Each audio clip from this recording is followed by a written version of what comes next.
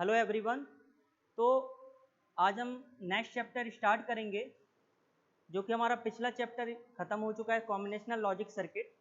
Combinational logic circuit हमने discuss किया था, उसमें देखा था कि जो आउटपुट है वो डिपेंड्स करता है only present input of the value. Output किस पे डिपेंड करता है? Only present input of the value. अब हमारा जो नेक्स्ट चैप्टर है वो है sequential logic circuit. Sequential logic circuit अगला चैप्टर है, हम डिस्कस करेंगे आज सिक्वेंशियल लॉजिक सर्किट।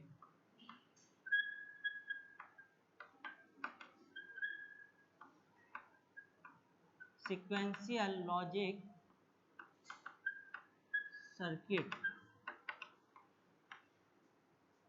तो पहला जो हमारा चैप्टर था वो क्या था? Combinational circuit. अब कॉम्बिनेशनल सर्किट के बाद अगला जो चैप्टर हम पढ़ने जा रहे हैं वो सिक्वेंशियल लॉजिक सर्किट। ठीक है, कॉम्बिनेशनल लॉजिक सर्किट क्या होता है मैं फिर से आपको बता दे रहा हूं। The combinational logic circuit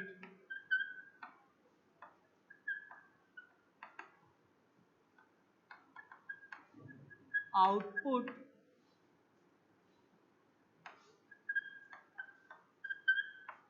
depends upon the present input। ठीक है, the combinational logic circuit output depends upon the present input value. ठीक है, तो यहाँ पे जो सिक्वेंशियल लॉजिक पढ़ने जा रहे हैं हम, तो पहले था कि जो कॉम्बिनेशनल लॉजिक सर्किट होता है वो क्या होता है कि output depends only on the present input value, यानी आउटपुट किस पे डिपेंड करता है? प्रेजेंट इनपुट वैल्यू पे। ठीक है, सिक्वेंशियल लॉजिक सर्किट देखते हैं हम। सिक्वेंशियल लॉजिक सर्किट क्या होता है? यहाँ पे देखिए, ये ब्लॉक डायग्राम है कॉम्बिनेशनल लॉजिक सर्किट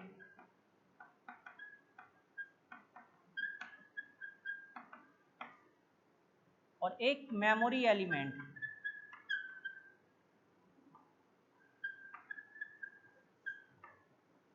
ये मेमोरी एलिमेंट हो गया, ये कॉम्बिनेशनल सर्किट हो गया। ठीक है, ये इससे कनेक्टेड है और ये यहां से कनेक्टेड है, ये, और यहां पे हम दे रहे हैं इनपुट्स। ठीक, और जो आउटपुट हमें मिल रहा है यहां पे मिल रहा है।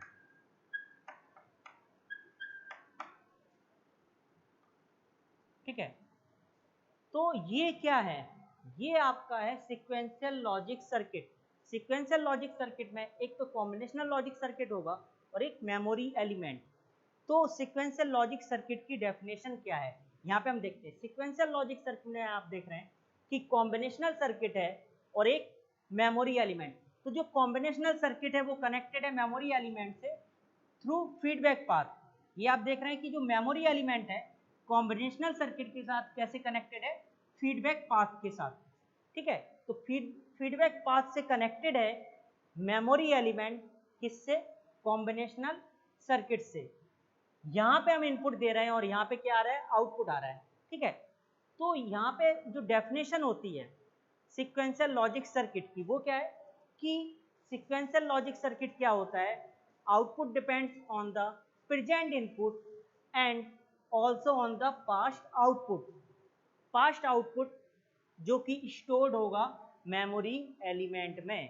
ठीक है, तो सिक्वेंशियल लॉजिक सर्किट की डेफिनेशन क्या है कि output depends on the present input and also on the past output, so we need a memory element. इसीलिए हमें जरूरत होता है मेमोरी एलिमेंट की, जो कि यहाँ पे आप देख रहे हैं वो ये है। ठीक है, तो सिक्वेंशियल लॉजिक सर्किट की डेफिनेशन क्या है कि जो आउटपुट है वो डिपेंड किस पे करता है? इनपुट्स पे और पास्ट आउटपुट। तो पास्ट आउटपुट जो कि किसको बोल रहे हैं हम? जो कि स्टोर्ड होगा मेमोरी एलिमेंट में। तो पास्ट आउटपुट या इसको हम बोलते हैं प्रेजेंट स्टेट। प्रेजेंट स्टेट बोले हम या उसी को हम पास्ट आउटपुट बोले। ठीक, अब देखते हैं आगे। यहाँ पे आप देख रहे हैं जो मेमोरी एलिमेंट है, ये जो मेमोरी एलिमेंट है ये डिवाइस होता है जो कि कैपेबल होता है बाइनरी इंफॉर्मेशन को स्टोर करने के लिए, ठीक है। मेमोरी एलिमेंट है तो मेमोरी एलिमेंट या स्टोरेज एलिमेंट इसको हम बोल सकते हैं। ये क्या करता है कि ये कैपेबल होता है बाइनरी इंफॉर्मेशन को स्टोर करने के लिए, ठीक है। तो जो बाइनरी इंफॉर्मेशन यहाँ पे स्टोर्ड होती है किसी भी गिवन टाइम पे, जो बाइनरी इंफॉर्मेशन यहाँ पे स्टोर्ड होती है किसी भी गिवन टाइम पे, वो क्या डिफाइन करता है, state of the sequential circuit at that time. तो इस टाइम पे जो भी बाइनरी इंफॉर्मेशन इसमें स्टोर्ड होता है वो क्या डिफाइन करता है, state of the sequential circuit at that time. अब जो ये सीक्वेंशियल सर्किट ये पूरा है, ठीक है, सीक्वेंशियल सर्किट पूरा है। तो सीक्वेंशियल सर्किट यहाँ पे क्या है कि सीक्वेंशियल सर्किट जो है रिसीव क्या करेगा, बाइनरी इंफॉर्मेशन, ठीक है, क्योंकि हर चीज तो बाइनरी में ही होता है 0 1 में। तो जो सीक्वेंशियल सर्किट है वो क्या रिसीव करेगा, बाइनरी इंफॉर्मेशन। और वो रिसीव कर रहा बाइनरी इंफॉर्मेशन कहाँ से, एक्सटर्नल इनपुट्स, और साथ ही साथ जो प्रेजेंट स्टेट है आपकी मेमोरी एलिमेंट की। तो यहाँ पे हमें आउटपुट पे क्या मिलता है, बाइनरी आउटपुट मिलता है। यानी सिंपल कहने का मतलब ये है कि जो सीक्वेंशियल सर्किट का आउटपुट होता है, ठीक है, जो आउटपुट हमें मिल रहा है बाइनरी फॉर्म में, वो किस पे डिपेंड कर रहा है, जो मैंने अभी डेफिनेशन बताई। तो इसीलिए जो सीक्वेंशियल सर्किट है बाइनरी इंफॉर्मेशन मैंने क्या बोला, रिसीव कर रहा है, वो यानी जो भी यहाँ पे हमें बाइनरी इंफॉर्मेशन रिसीव हो रही है वो किससे, एक तो जो है इनपुट्स क्या हम अप्लाई कर रहे हैं, और जो प्रेजेंट स्टेट क्या है स्टोरेज एलिमेंट की, तब हमें यहाँ पे आउटपुट मिलेगा बाइनरी फॉर्म में, ठीक है। तो इसीलिए ये जो है आउटपुट किस पे डिपेंड करता है, एक्सटर्नल इनपुट एंड जो प्रेजेंट स्टेट होती है स्टोरेज एलिमेंट की। इसीलिए हम लोग बोलते हैं कि जो भी सीक्वेंशियल सर्किट में बाइनरी इंफॉर्मेशन हमें रिसीव हो रहा है वो डिपेंड किस पे कर रहा है, एक तो एक्सटर्नल इनपुट और present state of the storage elements, ठीक है। अब देखिए जो एक्सटर्नल इनपुट्स होते हैं, एक्सटर्नल इनपुट्स ये क्या डिटरमाइन करते हैं, ये भी डिटरमाइन करते हैं कि जो वहाँ पे स्टेट है मेमोरी एलिमेंट में जो स्टेट है इसको चेंज करने के लिए भी, ठीक है। तो हमने मान लिया कि पहले से स्टेट यहाँ पे क्या है मौजूद जो भी थी, तो अगली स्टेट क्या होगी उसको डिटरमाइन करने के लिए भी एक्सटर्नल इनपुट्स यूज होते हैं। तो यहाँ पे जो मेमोरी एलिमेंट्स में जो भी स्टेट यहाँ पे स्टोर्ड होगी, ठीक है, उसको चेंज करने के लिए एक्सटर्नल इनपुट का भी यूज होता है। यानी कि जो एक्सटर्नल इनपुट्स होते हैं वो ये भी डिटरमाइन करते हैं कि यहाँ पे जो स्टेट है मौजूद स्टेट है उसको चेंज करने के लिए, ठीक है। तो अब यहाँ पे हम बात करते हैं कि जो स्टेट है नेक्स्ट स्टेट, तो नेक्स्ट स्टेट क्या होगा, नेक्स्ट स्टेट जो है वो फंक्शन होगा किसका, एक्सटर्नल इनपुट्स और प्रेजेंट स्टेट का, क्लियर है। तो जो यहाँ पे जो नेक्स्ट स्टेट है यानी कि हम लोग नेक्स्ट स्टेट क्या बोल रहे हैं, हमेशा आप ये ध्यान रखना प्रेजेंट स्टेट और नेक्स्ट स्टेट हम क्या बोल रहे हैं। प्रेजेंट स्टेट का मतलब ये है कि जो स्टेट पहले से मौजूद है, जो स्टेट पहले से मौजूद है उसको हम क्या बोलते हैं, प्रेजेंट स्टेट। तो इसका मतलब ये प्रेजेंट स्टेट बोले उसको, या हम क्या बोले, पास्ट आउटपुट। तो यहाँ पे मैं क्या बोल रहा हूँ कि जो स्टेट पहले से मौजूद है उसको हम प्रेजेंट स्टेट बोले या पास्ट आउटपुट। वो तो मौजूद है, अब जो पहले से मौजूद था यानी इसीलिए हम उसको क्या बोल देते हैं, पास्ट आउटपुट बोले या प्रेजेंट स्टेट यानी जो कि प्रेजेंट है। अब अगली स्टेट क्या होगी, तो वो जो है वो फंक्शन किसका होगा, एक्सटर्नल इनपुट्स और जो प्रेजेंट स्टेट क्या है स्टोरेज एलिमेंट्स की, ठीक है। तो यहाँ पे हम देख रहे हैं कि जो सीक्वेंशियल सर्किट है ये पूरा, तो सीक्वेंशियल सर्किट सिर्फ फंक्शन नहीं है इनपुट्स का, यानी कि एक्सटर्नल इनपुट्स बोले हैं उसे हम। तो सीक्वेंशियल सर्किट सिर्फ फंक्शन नहीं है इनपुट्स का, बट ऑल्सो किसका फंक्शन है, जो प्रेजेंट स्टेट यहाँ पे मौजूद है स्टोरेज एलिमेंट्स में, ठीक है। यानी प्रेजेंट स्टेट या पास्ट आउटपुट जो कि यहाँ पे मौजूद है स्टोरेज या मेमोरी एलिमेंट्स में, ठीक है। तो इसीलिए ये जो सीक्वेंशियल सर्किट है वो किस पे डिपेंड करता है, output depends on present input and also on the past output. So इसीलिए हमें मेमोरी एलिमेंट, स्टोरेज एलिमेंट्स की ज़रूरत होती है, इसीलिए हम यूज करते हैं यहाँ पे फीडबैक पाथ में एक मेमोरी एलिमेंट कनेक्टेड होता है स्टोर करने के लिए। क्लियर है? आगे देखिए, अब यहाँ पे जैसे मैंने बोला सिक्वेंशियल सर्किट, तो जो सिक्वेंशियल सर्किट है, सिक्वेंशियल सर्किट वो स्पेसिफाइड किसके द्वारा होगा? टाइम सीक्वेंस होगा, इनपुट्स, आउटपुट्स और इंटरनल स्टेट्स किस किस का फंक्शन होगा? तो जो होल जो आपका पूरा सर्किट है सिक्वेंशियल सर्किट, वो स्पेसिफाइड किसके द्वारा है? वो किसके द्वारा स्पेसिफाइड हो रहा है? Time sequence of inputs, outputs and internal states.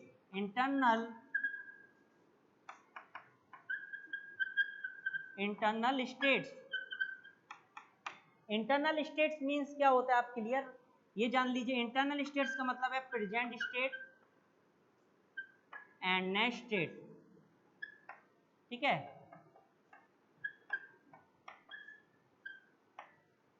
तो ये आपका ब्लॉक डायग्राम किसका है? सिक्वेंशियल लॉजिक सर्किट का।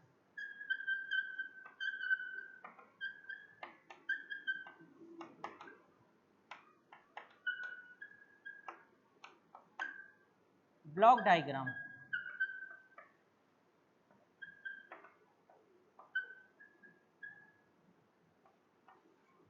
ठीक है। तो यहाँ पे मैंने आपको दोनों डेफिनेशन बताई। कॉम्बिनेशनल सर्किट क्या होता है? Combinational circuit, output depends only on the present input value, ठीक है।